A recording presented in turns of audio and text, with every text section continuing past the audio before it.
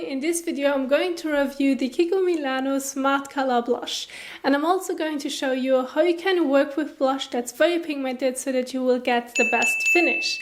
And if you don't know me yet, my name is Melissa van Dijk and I'm a makeup artist, and this is my independent YouTube channel, which means I'm buying the products with my money.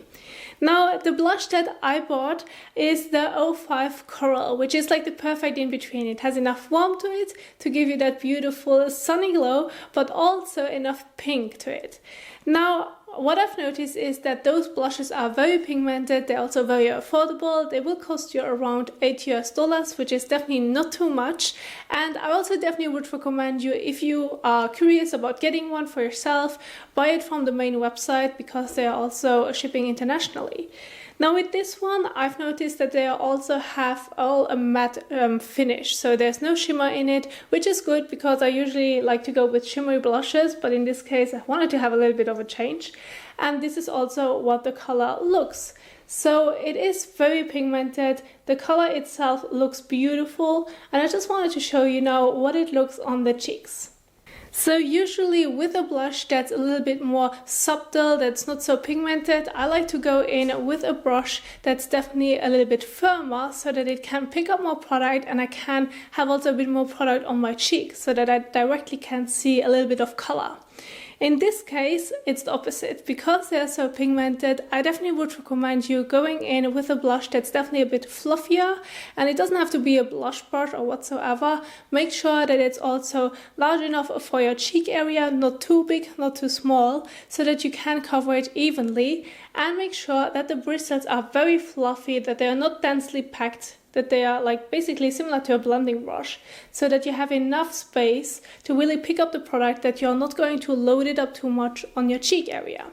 So I'm just going to pick up a bit. You don't need a lot. That's so important to know, because then you will end up with very orange or red cheeks, and also tap off the excess. So this is basically what I currently have on the brush, and that's also basically enough. So I'm going to start with the apples of the cheeks and then blending it backwards. So because I'm using a fluffier brush, what's really important is that you're not going to press it directly, otherwise you will end up with a circle. So we are just making sure that we are gently using swiping motions so that we directly can see a beautiful blend going on. And this is so important if you're going to work with blushes that are very pigmented. Now the positive aspect of it is that you don't need a lot of product, because you directly will see the color and it will give you a beautiful finish. Just make sure that you are using a brush that's fluffy enough so that you won't end up with just one patch of it, because then it gets a little bit trickier to blend also evenly over the face. So I'm just going to take this opportunity now to show you also what it looks like if you're using a brush that's definitely a little bit too dense, such as this one right here. It's a firmer brush. I like to use this one mainly for blush application, as I already mentioned, but I'm going to use now a bit of it. The problem with this one is because it's so firm, I will end up with just patchiness. It's just applying it too much at once. And depending also on what foundation or base you're using, it's just a little bit more focus on the first area where the brush is going to touch basically the skin.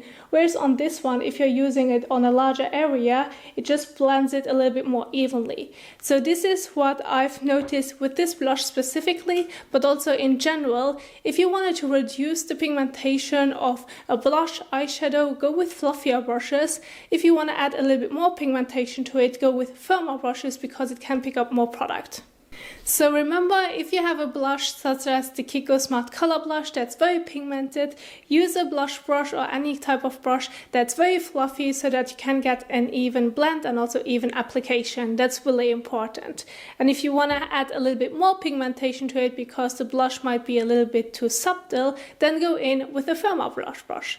So this is basically the little review as well as how you can use it that I wanted to share with you. I do hope that you enjoyed it, and if you did so, don't forget to give the a thumbs up as well as share it. Thank you so much for watching, and I will see you soon in the next one. Bye!